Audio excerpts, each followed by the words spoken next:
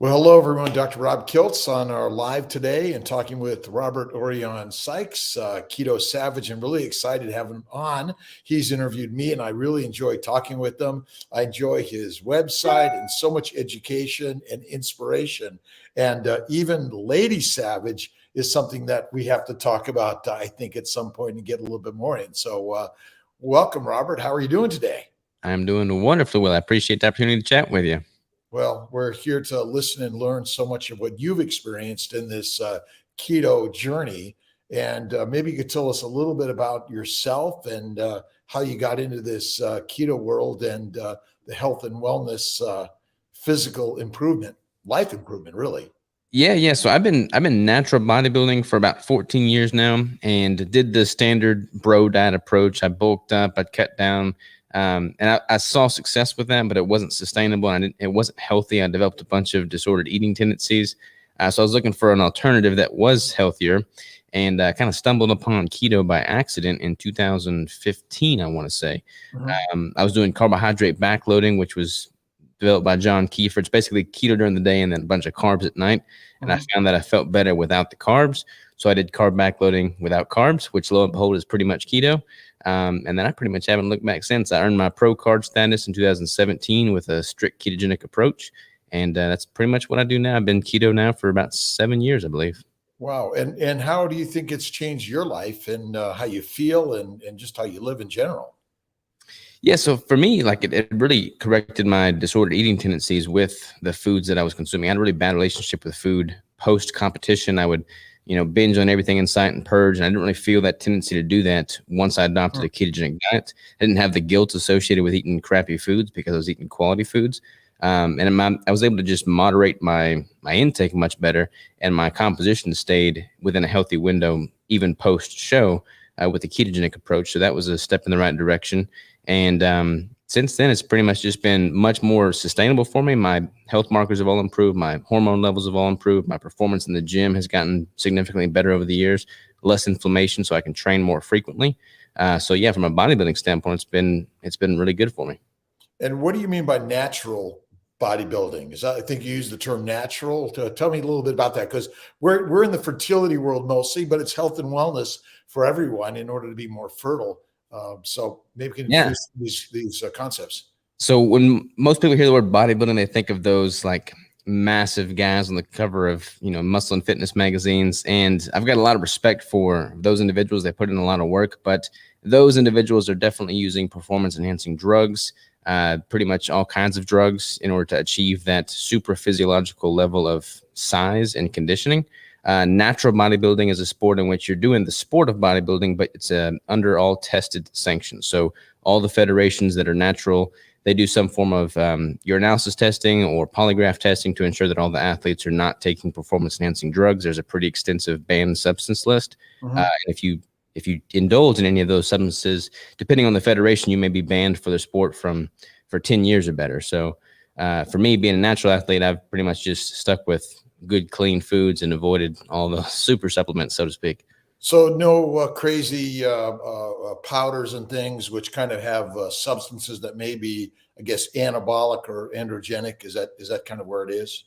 Yeah, I mean, pretty much my only supplementation is like creatine, vitamin D, and an occasional protein powder. So very clean as far as supplements go. I mean, some of the different federations are incredibly strict on their banned substance list. Like they won't even allow you to do healthy doses of HRT therapy for people that are testing below normal levels. Like you can't just simply bump that up to what is quote unquote normal, because when you diet down for a show and your calories are lower, your natural testosterone levels are also going to drop as well. So if you're taking, TRT as a supplement and you're just maintaining a healthy, normal baseline, that's kind of abnormal in the context of a prep. So they ban you for that as well.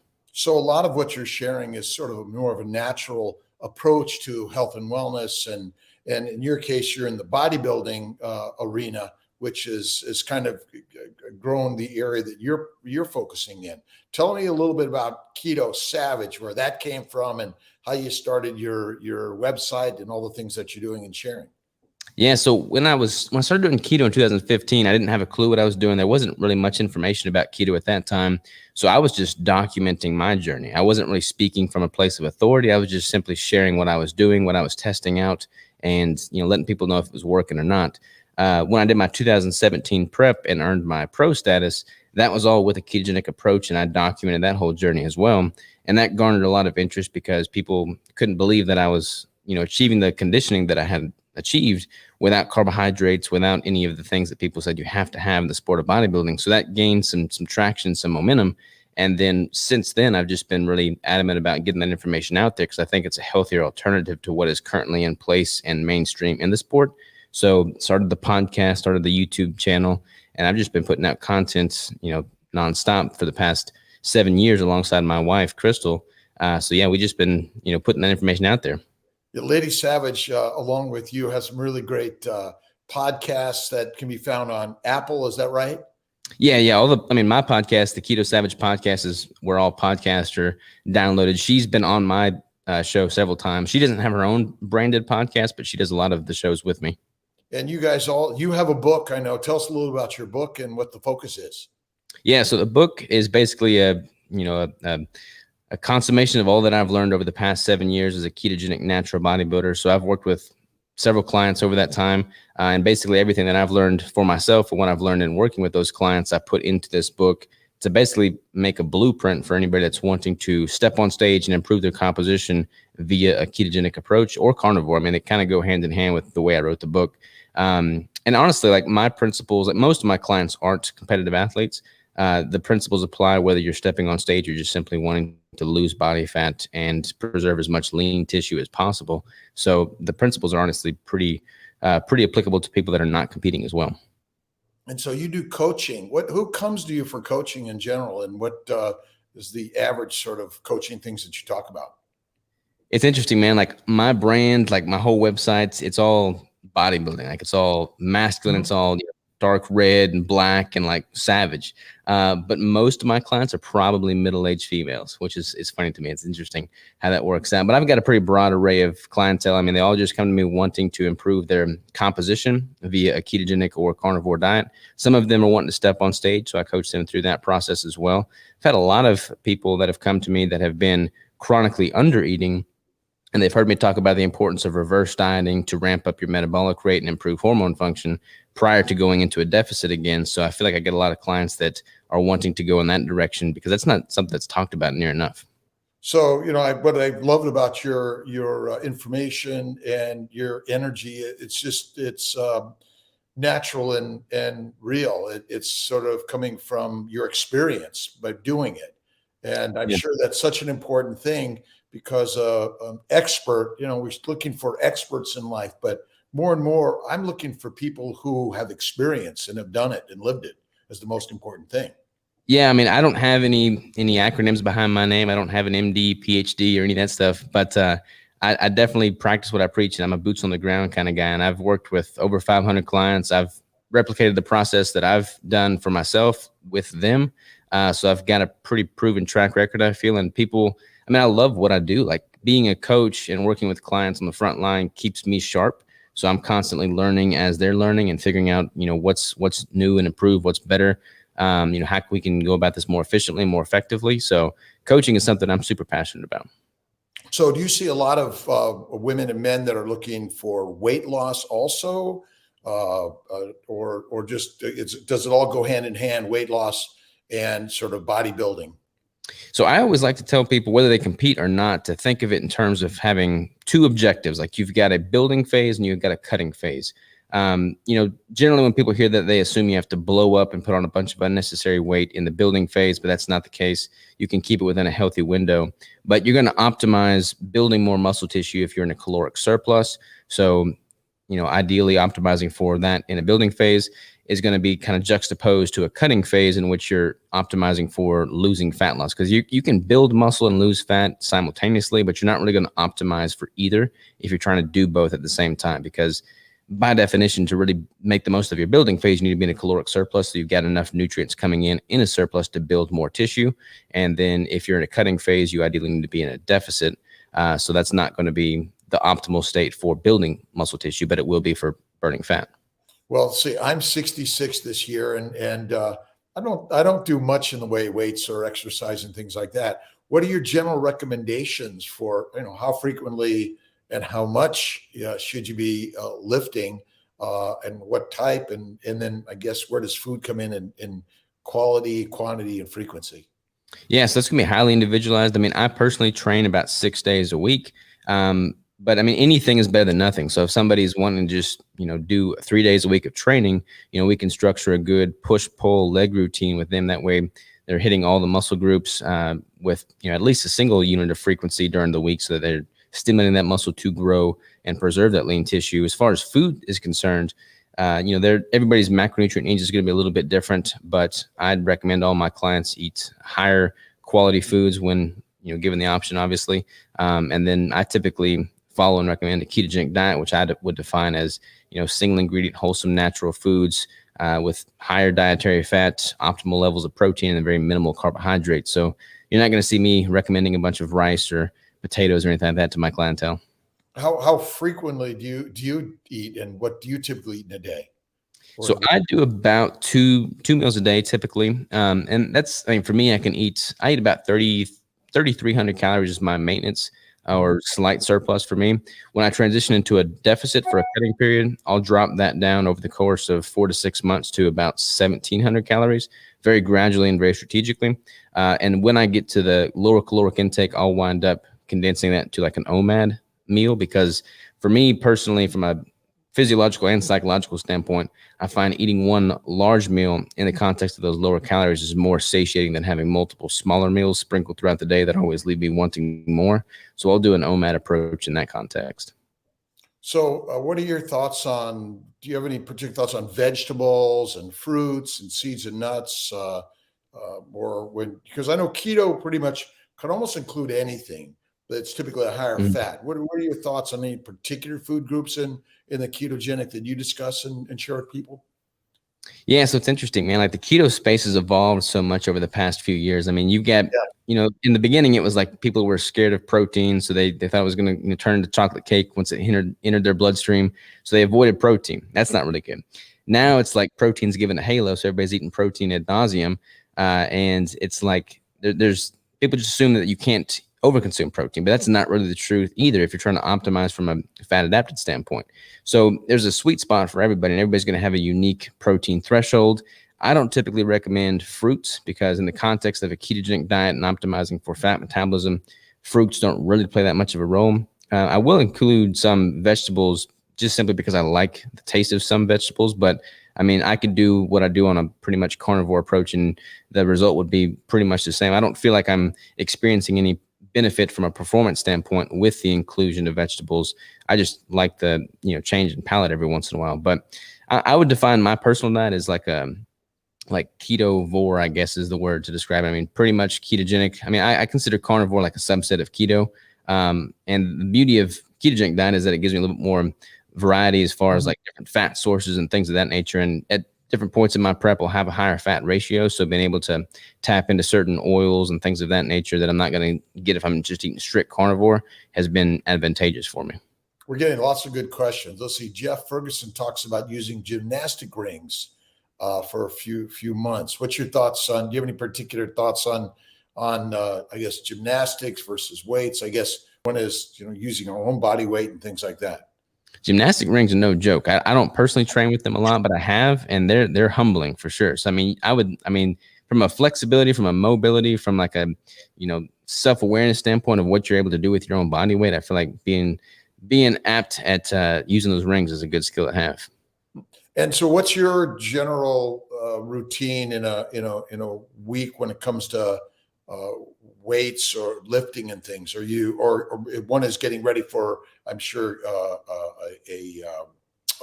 a show, I guess, and the other is just maintenance and things like that? Yeah, so there's not really a maintenance phase that I have. I'm either building or cutting. So my weight training honestly doesn't really change that much between a building phase and a cutting phase. My cardio does and my nutrition does. I'll scale up the cardio quite a bit as I'm cutting for a show.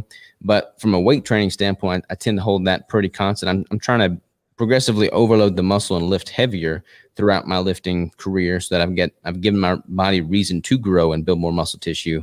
But I typically follow basically what I've done. I've built an 8-day rotational split in which I'm training 6 days for every 8-day window. In those 8 days, each muscle group is getting hit twice. One of those times is more of a heavy focus, so fewer reps, heavier weights. And then the other day is more of a hypertrophy focus with a little bit more repetition, a little bit lighter weight. So I'm targeting the muscle in different ways and kind of covering both ends of the spectrum. And that level of frequency with a 2 times a week per muscle group has worked pretty well for me over the years. So the cutting is, I'm assuming, losing some of the fat in order to show contour more than anything. And then the other is the building the muscle itself. So is building the muscle more of heavier, shorter reps? Is that? So it's interesting. I don't know where the this notion of if you want to tone, you got to lift lighter and more reps came from. But ideally, I like to lift heavy year round, whether I'm in a building phase or a cutting phase. That's going to be the main driver that gives the body reason to grow and build more muscle tissue. And what's interesting is in the context of a caloric deficit, your body is looking for ways to preserve its existence, basically. And if you're eating fewer calories and you're not using that muscle, if you're not demanding it still lift that heavy weight because you've switched to lifting lighter weight at higher reps, then your body's going to be more likely to tap into that lean tissue to make up for that void that's been stripped from lower calories. So you want to continue to lift heavy, even in the context of a lower intake, which is kind of counterintuitive, but that's one of the best things you can do to preserve the lean muscle tissue you have. So I always advocate for lifting heavy, but not so heavy to the point where you're sacrificing form and risking injury. I mean, you want to lift as heavy as you can safely and sustainably. So what do you think the value of a coach versus, hey, I'm just going to do this on my own and I'm going to be fine in all of this? Any thoughts and ideas on how to inspire people? Yeah, so the first show I did, I bulked up to 230 pounds, and then I gave myself 12 weeks to cut down for the show. I lost 80 pounds in 12 weeks, and I did all of that on my own doing without a coach. And then after that show was over, which I won, I had no direction, so I put on 20 pounds in 24 hours after that. It was all unhealthy. That's what kind of led me down this disordered eating spiral of negative emotions with food and just really bad health for several years. So I think, especially when you're doing a show for the first time or just doing something as extreme as a body composition change like this, having somebody that's been there and done that and has the perspective and then can give you the guidance is incredibly valuable, because then you don't have to spend your time wondering and guessing, and just fear of the unknown is crippling. So if you can have somebody that knows and points you in the right direction, you can just feel confident in those decisions. Yeah, that's one of the things I think with YouTube and Facebook and Instagram and your site with coaching, that we all need someone to kind of help us along.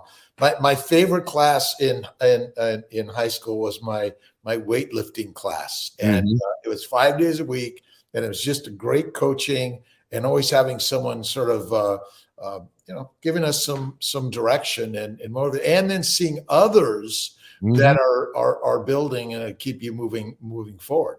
So tell us how people can find you. Yeah, so if they type in Keto Savage on Instagram, or if they type in ketosavage.com, they'll find me.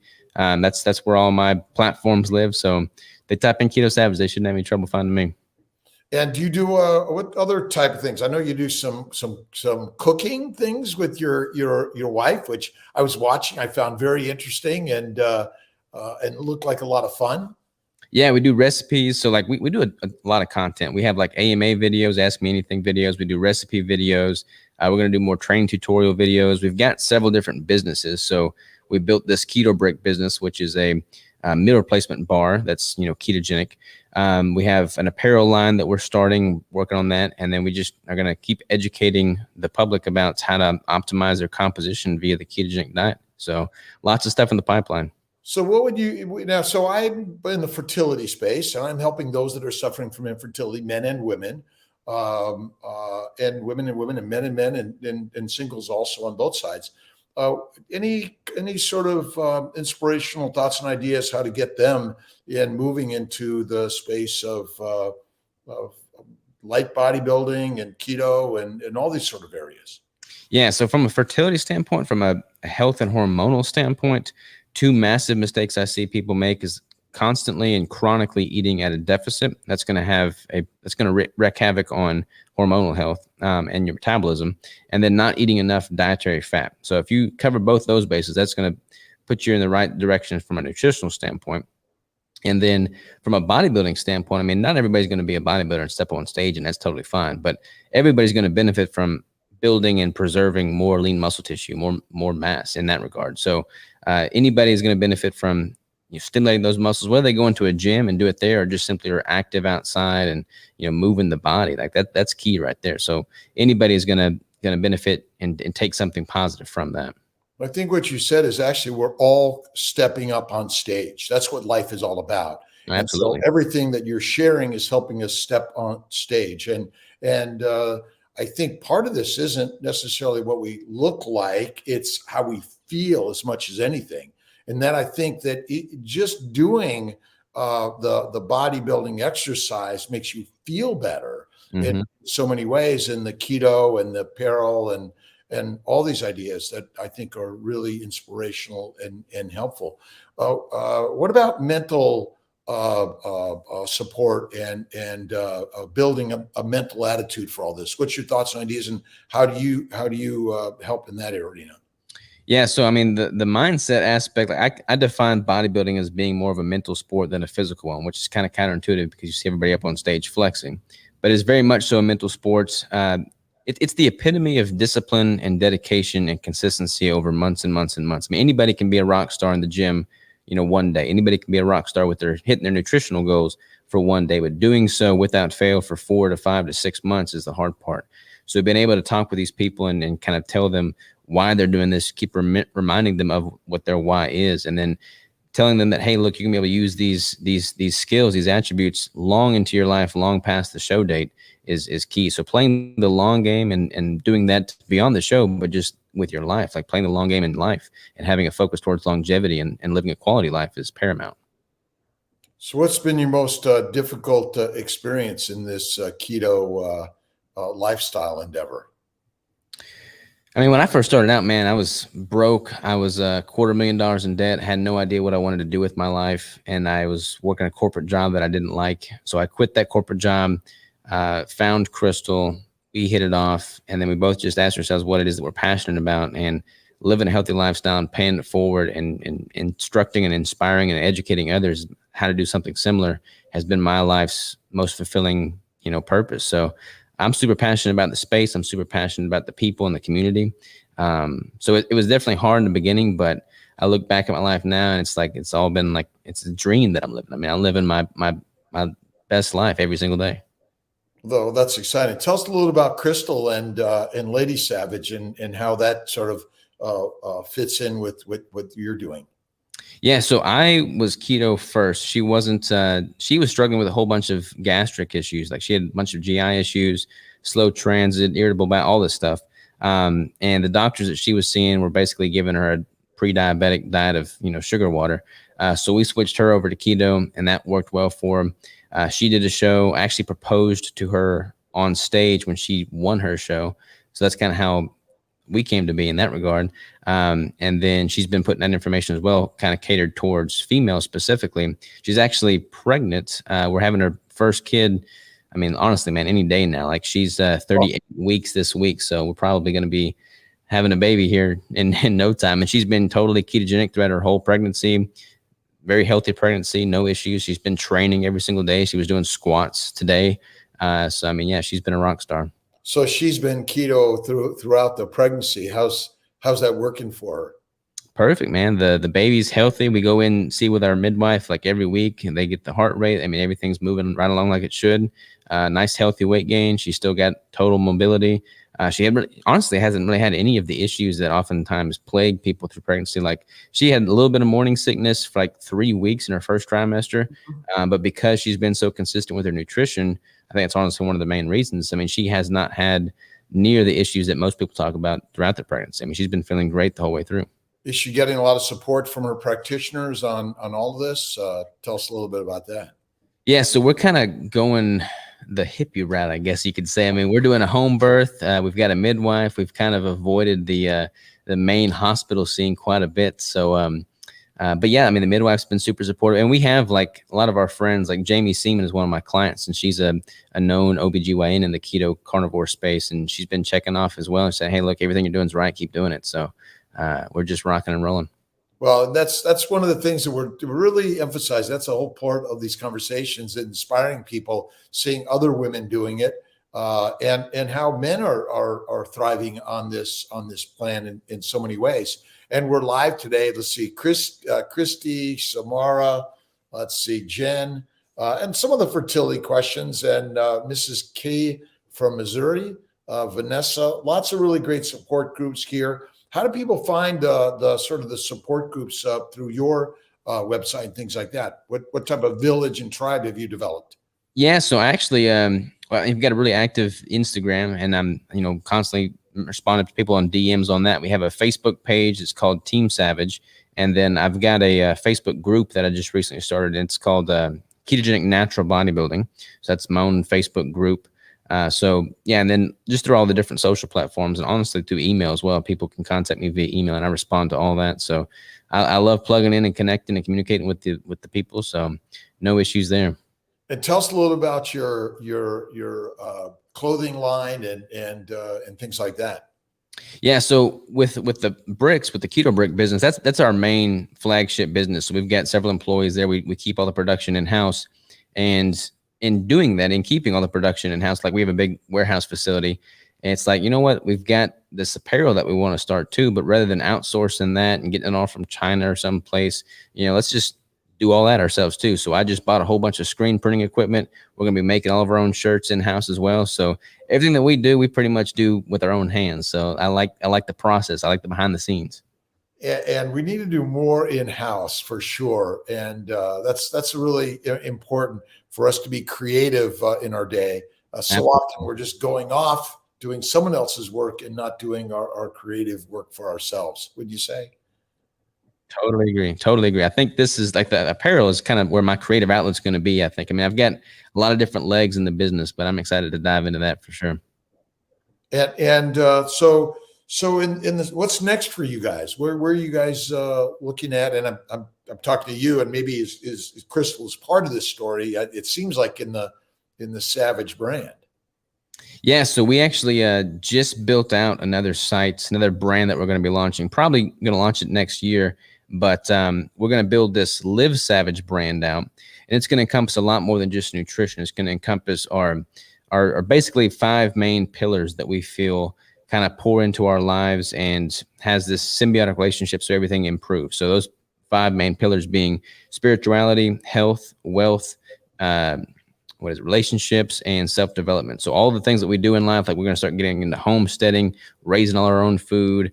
I do a lot of hunting. So like explaining how to kill a deer, process a deer, cook the deer, like all aspects of life in those 5 pillars. That's going to become what a lot of the content is going forward. So super excited about that. Like our parenting strategy, all of that.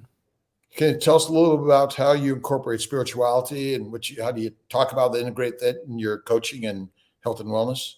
Yeah, so honestly, man, it's been a journey for me. Like Crystal was raised very religious. I was not at all. So I kind of take what I've learned in nutrition, which is basically bringing people from all different walks of life, all different backgrounds, and just figuring out why they think the way they do with nutrition, and then doing a bunch of self-experimentation. That's what I'm going to be doing with regard to spirituality as well. So I've been just reading everything I can get my hands on. I've been like reading the Bible, reading everything. I want to bring a whole bunch of people onto my podcast. I'm going to have a separate podcast for this brand, and I'm going to bring on people from all walks of life, like, evolutionary biologists. I'm going to bring on Buddhist monks. I'm going to bring on pastors. I'm going to bring on everybody and just pick their brain as to why they think the way they do. Because I feel like these are all questions that people want to learn more about. So having a place where they can go and just, be a fly on the wall for all these conversations, I think will be worthwhile.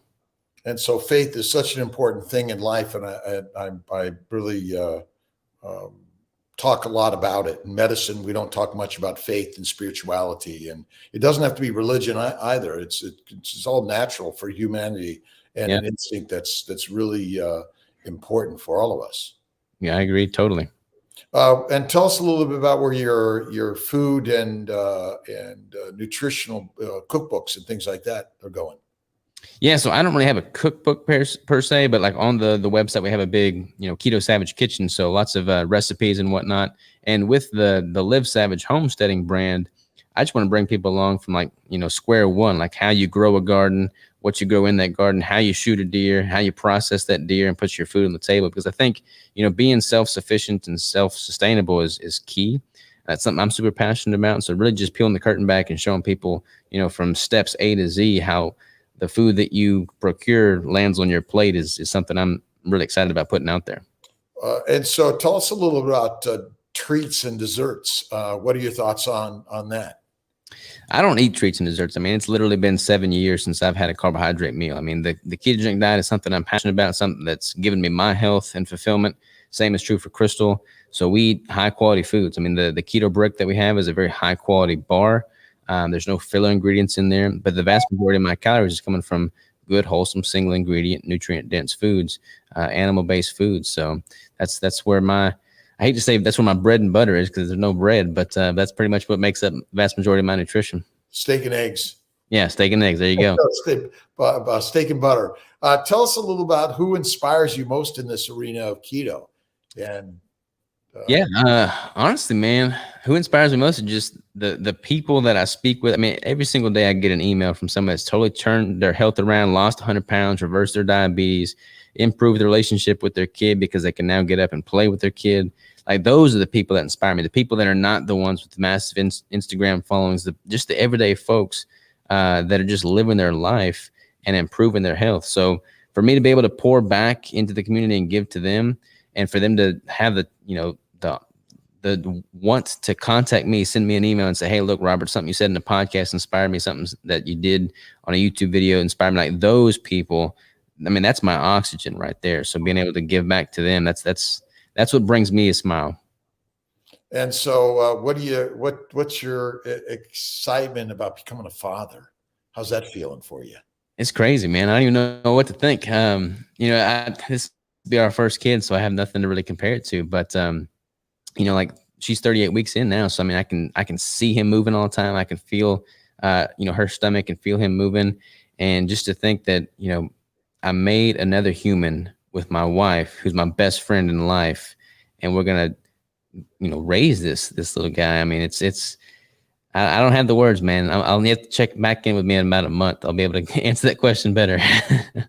And tell us a little bit about hunting. And I talk a lot about carnivore and fatty meat based meals. But obviously, someone has to have hunted or raised that and processed it. You've been a hunter for a long time. Tell us a little bit about how it feels to be a hunter and processing the animal. I love it, man. I mean, my dad's a biologist. We have a big farm in our family that's been passed down for 5 generations now. Mm-hmm. And it's that's where we go for Thanksgiving. That's where we do all of our hunting. We have deer camp there. And then we have that's a bonding experience for all the people in the family that hunt there. But then to hunt, to take a life and be there and respect the animal and practice so that you put a well-placed shot on that animal, but then to consume that animal with, I mean, there's been many a day where I've shot a deer and then was cooking that deer within 30 minutes. I mean, you don't get that anywhere else. So to be such a integral part of the circle of life, so much that you are the reason for another's death, it makes you appreciate life all the more. So hunting is something I'm very passionate about. I feel like there's a lot of misunderstanding around hunting, and a lot of people don't understand the benefit to it. But from a ecosystem standpoint, you're going to be able to perfect and protect that habitat in a healthy manner by culling the herd, by making sure that it's not getting overpopulated, by managing it properly, and to be able to do so and then use that as an outlet to nourish your body and nourish your family is something that I think more people should dive into. Tell us a little about organ meats and things. What are your thoughts on organ meats? Yeah, so I'm a big fan of organ meats. I like what I like to do with deer, especially, is I'll get all the organ meats, like the heart, liver, all that good stuff, and then I'll grind that up with like bacon as well, because deer is pretty lean, incredibly lean. So I'll grind all that up with ground venison, all the venison organ meats, and then like bacon or a fatty or a ground beef as well, and make these organ meat burger patties. That's been my preferred form of eating organ meats. But yeah, they're incredibly nutrient dense. I mean, obviously they like nothing holds a candle to them from a micronutrient standpoint. No kale or, superfood's going to compare to good quality beef liver or any kind of ruminant liver, honestly. So big fan of that for sure. So in the deer, is it the liver, kidneys, heart? Yeah, those are the main ones: liver, kidneys, heart. But yeah, I mean, I'll the heart. I like the tongue too. I mean, tongue's not really. It's technically an organ meat, but not really. I mean, it's more so just muscle. But yeah, I do that. I do a lot of elk hunting as well, and then just being able to to eat that, eat as much of the animal as possible. I mean, I'm a big believer in putting a well-placed shot on the animal so it dies quickly and efficiently. Doesn't have any excess suffering. It's going to be a much smoother death than it would get in the wild for sure. And then using as much of that animal as possible so that none is gone to waste, I think is very important. What about from the deer and the elk, bone marrow? How do you use any of that from those animals?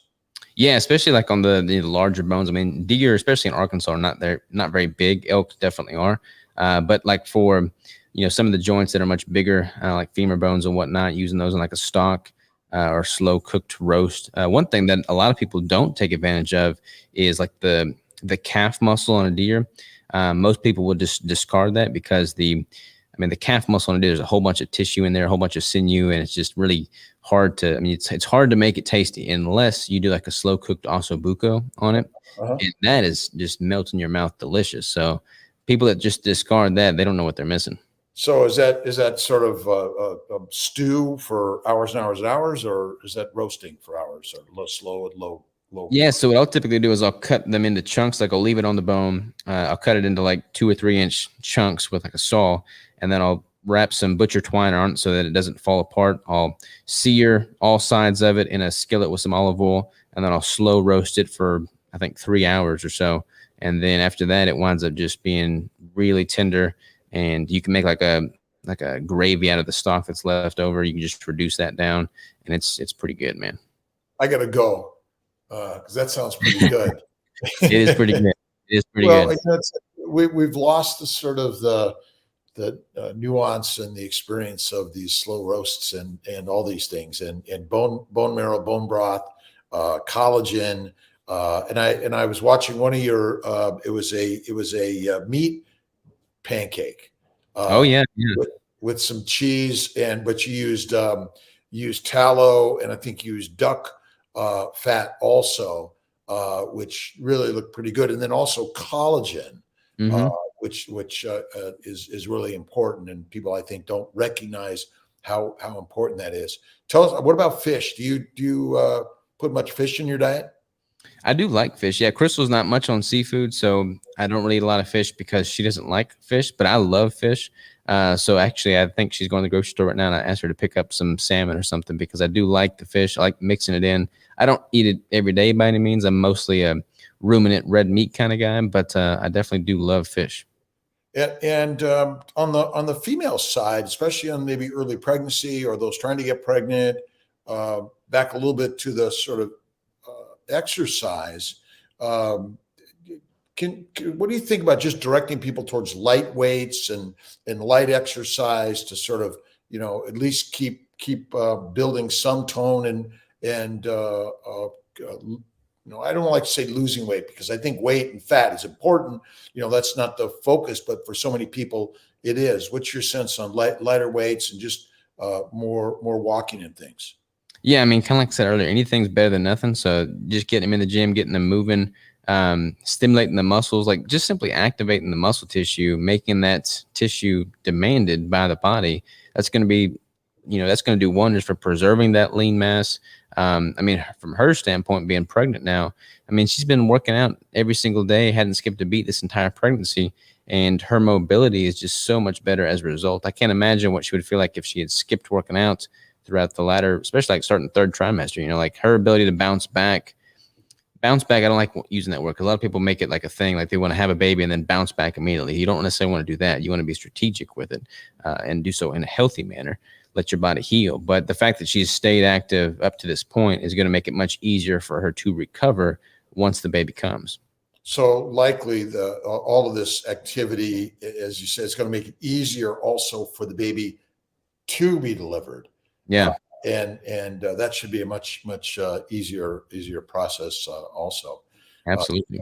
Anything I haven't asked today that you think is important? I've been going through your website. It's really fantastic. Watching Crystal also, between coaching, training, nutrition, education, and shopping. What other thoughts or questions haven't I asked? Well, I don't know. I mean, for your audience, being a fertility expert, I think a lot of people have trouble getting pregnant, and there's obviously a lot of individuality there. Everybody's gonna have a different circumstance, but for Crystal and I think the fact that we had been so adamant about our nutrition before we ever even decided that we wanted to have a kid made having a kid really, really easy. I mean, it's obviously not the same for everybody, but I mean, there was like literally one try and it was done, So having the right nutrition going into it and letting that be a solid foundation is going to make everybody's health on all levels and all fronts much better. And I think that's critical. And that's why I think we're having this conversation, because keto lifestyle at least is critical. Keto carnivore, but even if you're a vegetarian or a Mediterranean or even choose a vegan, there are some ways to do this that are healthy, and what you put in the mind and the mouth and how you move the body. But we have to encourage people to move the body and focus on a healthy lifestyle. And that's really critical. And I think our standard American healthy lifestyle has not been that. And so we need to change it up, and a lifestyle that you're sharing is really critical and important. So we really appreciate you being on today with me, Robert. And I appreciate the opportunity. Always a pleasure. So tell us again where everyone can find you. So Keto Savage for me, Lady Savage, or the.lady.savage for Crystal. That's where you can find us. All right. And again, to everyone, just for sharing today, we appreciate it. And we look forward to meeting with Robert again in Keto Savage and more. So God bless, and thank you everyone for sharing today. Thanks, Robert. Yeah.